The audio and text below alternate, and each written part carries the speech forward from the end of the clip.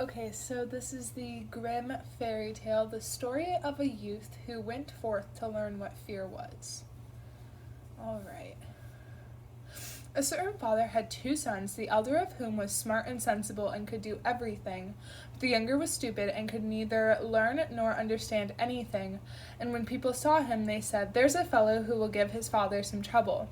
When anything had to be done, it was always the elder who was forced to do it, but if his father bade him fetch anything when it was late or in the night time, and the way led through the churchyard or any other dismal place, he answered, "Oh no, father, I'll not go there, it makes me shudder," for he was afraid. Or when stories were told by the fire at night, which made the flesh creep, I love that, actually.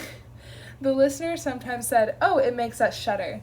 The younger sat in a corner and listened with the rest of them and could not imagine what they could mean. "They are always saying, 'It makes me shudder, it makes me shudder.' It does not make me shudder," thought he. "That too must be an art of which I understand nothing." Now it came to pass that his father said to him one day, "Hearken to me, you fellow in the corner there. You are growing tall and strong, and you too must learn something by which you can earn your bread. Look how your brother works, but you do not even earn your salt." "Well, father," he replied, "I am quite willing to learn something indeed. If it could but be managed, I should like to learn how to shudder. I don't understand that at all yet." The elder brother, who smiled when he heard that, and thought to himself, "Good God, what a blockhead that brother of mine is. He will never be good for anything as long as he lives. He who wants to be a sickle must bend himself betimes." The father sighed and answered him, "You shall soon learn what it is to shudder, but you will not earn your bread by that." Soon after this, the sexton came to the house on a visit, and the father bewailed his trouble, and told him that his younger son was so backward in every respect that he knew nothing and learnt nothing. "Just think," said he, "when I asked him how he was going to earn his bread, he actually wanted to learn to shudder." "If that be all," replied the sexton, "he can learn that with me. Send him to me, and I will soon polish him." The father was glad to do it, for he thought, it will train the boy a little." The sexton therefore took him into his house, and he had to ring the church bell. After a day or two, the sexton awoke at midnight and bade him arise and go into the church tower and ring the bell. "You shall soon learn what shuddering is," thought he, and secretly went there before him. And when the boy was at the top of the tower and turned round, and was just going to take hold of the bell rope, he saw a white figure standing on the stairs opposite the sounding hole. "Who is there?" cried he, but the figure made no reply and did not move or stir. "Give an answer," cried the boy, "or take yourself off. You have no business here at night." The sexton, however, remained standing motionless that the boy might think he was a ghost. The boy cried a second time, "What do you want here? Speak if you are an honest fellow, or I will throw you down the steps." The sexton thought, "He can't mean to be as bad as his words," uttered no sound, and stood as if he were made of stone. Then the boy called to him for the third time, and as that was also to no purpose, he ran against him and pushed the ghost down the stairs, so that it fell down 10 steps and remained lying there in a corner. Thereupon he rang the bell, went home, and without a word went to bed and fell asleep. The sexton's wife waited for a long time for her husband, but he did not come back. At length she became uneasy and wakened the boy and asked, "Do you know where my husband is? He climbed the tower before you did." "No, I don't know," replied the boy, "but someone was standing by the sounding hole on the other side of the steps. And as he would neither give an answer nor go away, I took him for a scoundrel and threw him downstairs. Just go there and you will see if it was he. I should be sorry if it were." The woman ran away and found her husband, who was lying moaning in the corner and had broken his leg. She carried him down, and then with loud screams she hastened to the boy's father. "Your boy," cried she, "has been the cause of a great misfortune. He has thrown my husband down the steps so that he broke his leg. Take the good-for-nothing fellow out of our house." The father was terrified and ran thither and scolded the boy. "What wicked tricks are these?" he said. "The devil must have put them into your head." "Excuse me, father," he replied, "do listen to me. I am quite innocent. He was standing there by night like one intent on doing evil. I did not know who it was, and I entreated him 3 times either to speak or to go away." "Ah," said the father, "I have nothing but unhappiness with you. Go out of my sight, and I will see you no more." "Yes, father, right willingly. Wait only until it is day, then I go forth and learn how to shudder, and then I shall, at any rate, understand one art which will support me. "Learn what you will," spoke the father. "It is all the same to me. Here are 50 tailors for you. Take these and go into the wide world, and tell no one from whence you came, and who is your father, for I have reason to be ashamed of you." "Yes, father, it shall be as you will. If you desire nothing more than that, I can easily keep it in mind." When day dawned, therefore, the boy put his 50 tailors into his pocket, and went forth on the great highway, and continually said to himself, "If I could but shudder, if I could but shudder." Then a man approached, who heard this conversation, which the youth was holding with himself. And when they had walked a little farther to where they could see the gallows, the man said to him, "Look, there is the tree where 7 men have married the rope-maker's daughter, and are now learning how to fly. Sit down beneath it and wait till night comes, and you will soon learn how to shudder." "If that is all that is wanted," answered the youth, "it is easily done, but if I learn how to shudder as fast as that, you shall have my 50 tailors. Just come back to me early in the morning." Then the youth went to the gallows, sat down beneath it, and waited till evening came. And as he was cold, he lighted himself a fire. But at midnight the wind blew so sharply that in spite of his fire he could not get warm. And as the wind knocked the hanged men against each other, and they moved backwards and forwards, he thought to themselves, "If you shiver below by the fire, how those up above must freeze and suffer." And as he felt pity for them, he raised a ladder and climbed up, unbound one of them after the other, and brought down all 7. Then he stoked the fire, blew it, and set them all round it to warm themselves. But they sat there and did not stir, and the fire caught their clothes. So he said, "Take care, or I will hang you up again." The dead men, however, did not hear, but were quite silent, and let their rags go on burning. At this he grew angry and said, "If you will not take care, I cannot help you. I will not be burnt with you." And he hung them up again, each in his turn. Then he sat down by his fire and fell asleep. And the next morning the man came to him and wanted to have the 50 tailors, and said, "Well, do you know how to shudder?" "No," answered he. "How should I know? Those fellows up there did not open their mouths, and were so stupid that they let the few old rags which they had on their bodies get burnt." Then the man saw that he would not get the 50 tailors that day, and went away saying, "Such a youth has never come my way before." The youth likewise went his way, and once more began to mutter to himself, "Ah, if I could but shudder! Ah, if I could but shudder!" A wagoner who was striding behind him heard this, and asked, "Who are you?" "I don't know," answered the youth. Then the wagoner asked, "From whence do you came?" "I know not." "Who is your father?" "That I may not tell you." "What is it that you are always muttering between your teeth?" "Ah," replied the youth, "I do so wish I could shudder, but no one can teach me how." "Enough of your foolish chatter," said the wagoner. "Come with me, I will see about a place for you." The youth went with the wagoner, and in the evening they arrived at an inn where they wished to pass the night. Then at the entrance of the parlor the youth again said quite loudly, "If I could but shudder, if I could but shudder." The host, who heard this, laughed and said, "If that is your desire, there ought to be a good opportunity for you here." "Ah, be silent," said the hostess. "So many prying persons have already lost their lives, it would be a pity and a shame if such beautiful eyes as these should never see the daylight again." But the youth said, "However difficult it may be, I will learn it. For this purpose, indeed, I have journeyed forth." He let the host have no rest until the latter told him that not far from thence stood a haunted castle, where any one could very easily learn what shuddering was, if he would but watch in it for 3 nights. The king had promised that he who would venture should have his daughter to wife, and she was the most beautiful maiden the sun shone on. Likewise in the castle lay great treasures which were guarded by evil spirits, and these treasures would then be freed, and would make a poor man rich enough. Already many men have gone into the castle, but as yet none had come out again. Then the youth went next morning to the king and said, "If it be allowed, I will willingly watch 3 nights in the haunted castle." The king looked at him, and as the youth pleased him, he said, "You may ask for 3 things to take into the castle with you, but they must be things without life." Then he answered, "Then I ask for a fire, a burning lathe, and a cutting board with the knife." The king had these things carried into the castle for him during the day.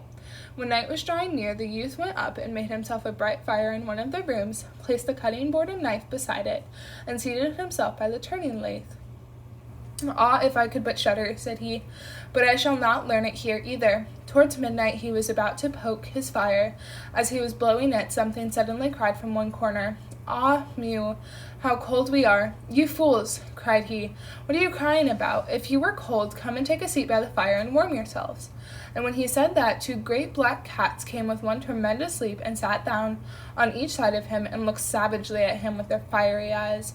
After a short time, when they had warmed themselves, they said, Comrade, shall we have a game of cards? Why not, he replied, but just show me your paws. Then they stretched out their claws. Oh, said he, what long nails you have. Wait, I must first cut them for you. Thereupon he seized them by the throats, put them on the cutting board, and screwed their feet fast. I have looked at your fingers, said he, and my fancy for card-playing has gone. And he struck them dead and threw them into the water. But when he had made away with these 2, and was about to sit down again by his fire, out of every hole and corner came black cats and black dogs with red-hot chains, and more of them came until he could no longer move. And they yelled horribly, and got on his fire, pulled it to pieces, and tried to put it out.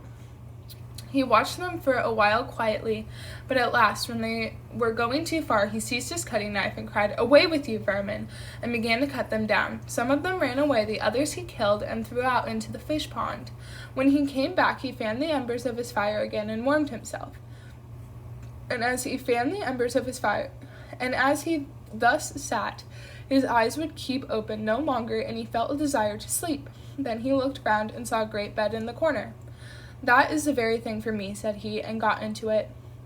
When he was just going to shut his eyes, however, the bed began to move of its own accord, and went over the whole of the castle. That's right, said he, but go faster. Then the bed rolled on as if 6 horses were harnessed to it, up and down over thresholds and stairs, but suddenly, hop, hop, it turned over upside down and lay on him like a mountain. But he threw quilts and pillows up in the air, got out, and said, Now, anyone who likes may drive, and lay down by his fire and slept till it was day. In the morning the king came, and when he saw him lying there on the ground, he thought the evil spirits had killed him, and he was dead. Then he said, After all, it is a pity for so handsome a man. The youth heard it, got up, and said, It has not come to that yet. Then the king was astonished, but very glad, and asked how he had fared. Very well indeed, answered he. 1 night is past, and 2 others will pass likewise. Then he went to the innkeeper, who opened his eyes very wide, and said, I never expected to see you alive again. Have you learnt how to shudder yet? No, said he, it is all in vain. If someone would but tell me.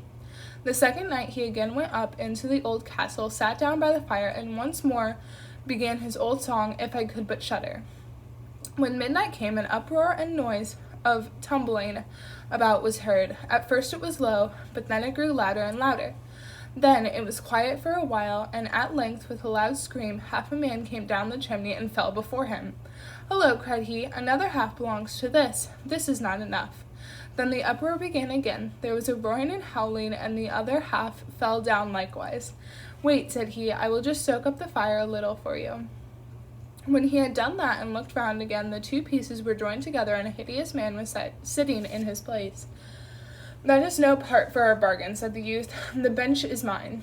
The man wanted to push him away. The youth, however, would not allow that, but thrust him off with all his strength, and seated himself again in his own place.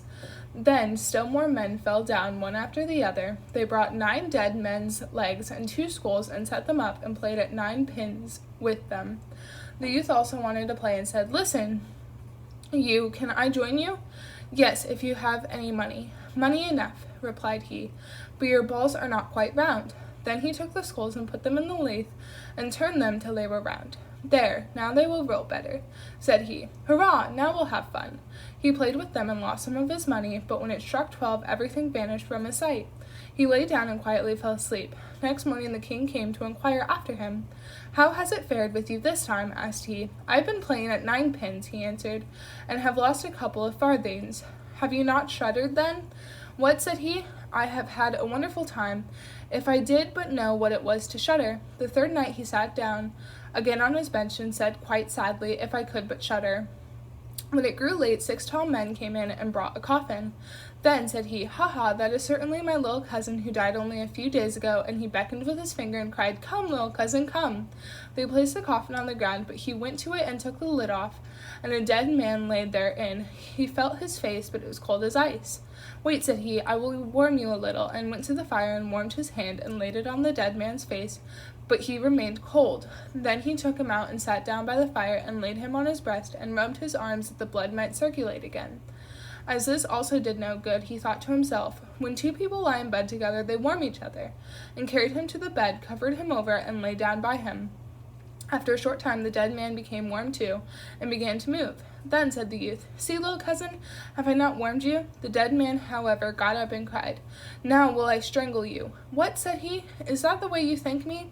You shall at once go into your coffin again." And he took him up and threw him in it and shut the lid. Then came the 6th man and carried him away again. "I cannot manage to shudder," said he. "I shall never learn it here as long as I live." Then a man entered who was taller than all the others and looked terrible.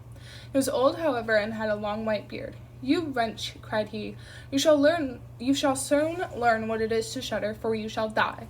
"Not so fast," replied the youth. "If I am to die, I shall have to have a say in it." "I will soon seize you," said the fiend. "Softly, softly, do not talk so big.